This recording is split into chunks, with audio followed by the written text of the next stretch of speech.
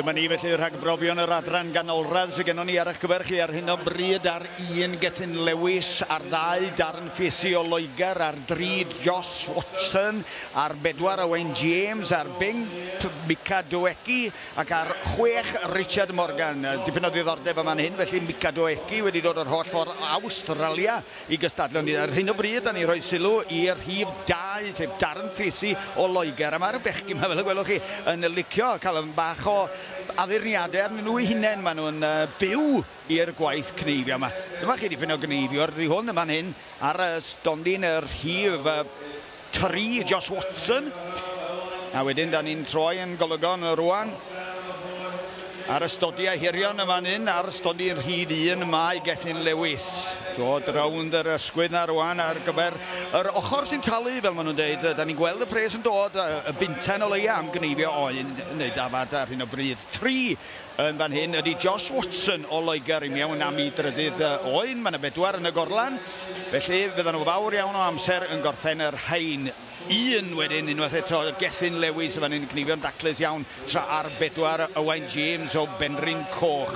Nôl â ni ar 1 fodd bynnag i weld y stodiad dweitha na fan hyn. Dim glân ar ôl ar y corff fan hyn. Mi fydd y bechgyn lawr yn y corlannau Kevin yn mwynhau gweld ansawdd y cneifio yma. Da iawn fo, 1 ar ôl ganddo fo. O na, trydydd ydy'r oen yma sy'n dod allan iddo fo ar stondin rhif 5. Da ni wedi gweld llawer ar hyn o bryd o Mika Dweci, yr holl ffordd o Awstralia.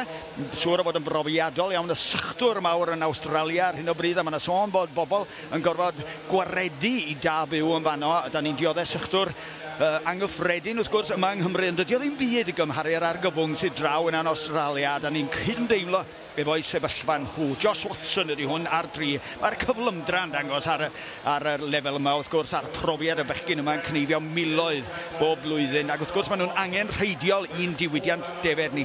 Mae yna sôn y bydd yna leihad yn niferoedd y defed ar ôl Brexit. Ond fyddwch chi be os da ni yn gorfod byw ar y farchnad yna cynhyrchu mwy bydd rhaid I ni wneud a gwneud hynny mewn ffordd effeithlon I gael iddo fo dalu. Ond mae yna garfan gadwriaethol arall sy'n pwyso i'r cyfeiriad arall ac yn edrych ymlaen wrth gwrs I lai o ddefed fo'n ymtorri ar y mynyddoedd. Os neb o'r ffermwyr eisiau gweld hynny a dwi'n mewn credu bydd y cadwriaethwyr yn gweld o'n bedoeth unwaith mae'r canlyniadau yn dangos mwy o danau, mwy o drafferthion fydd I. Dyma ni fodd bynnag cneifio a pleser sydd dan yn sylw ni yma heddiw ac mae'n orlawn ar hyn o bryd yn neuadd gneifio yma. Bobl wedi dod I weld yr adran ganolradd yn mynd rhagddi ac wrth gwrs mi fydd yna gneifio yma trwy'r dydd tan tua 6 o'r gloch. Ar 1 yn fan hyn rwan Gethin Lewis yn mynd lawr y goes gyntaf yna ac yn fan hyn mae'r tansail mae'n holl bwysig. Y nesaf yma sy'n bwysig. Gwylwch chi, fydd amser byddwn ni'n dod i'r diwedd, byddwn ni'n gweld pa mor bwysig oedd honna wedi bod ac bydd rhwydd iawn iddo orffen yr oen y pen arall.